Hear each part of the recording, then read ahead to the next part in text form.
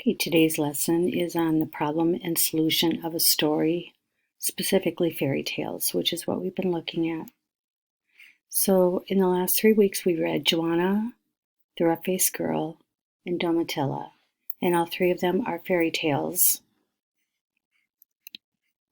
So the objective of this lesson is, number one, I can identify the problem of a story, and two, I can identify the solution to the problem. So why would we need to identify the problem and solution in the story? It can help you be a better reader.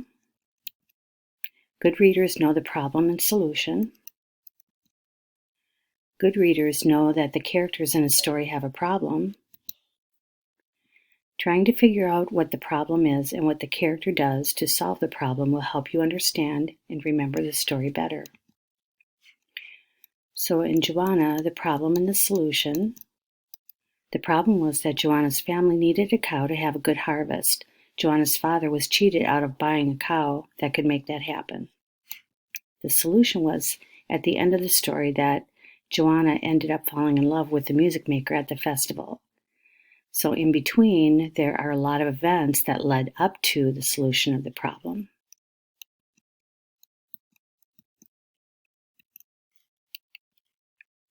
In The Rough-Faced Girl, the problem was that the rough-faced girl didn't have anything pretty to wear to visit the invisible being. And the solution was that the rough-faced girl was able to tell the invisible being's sister that she could see the invisible being in nature. She ended up marrying him.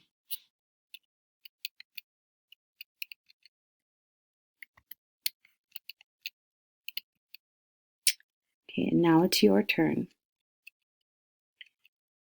The problem and solution.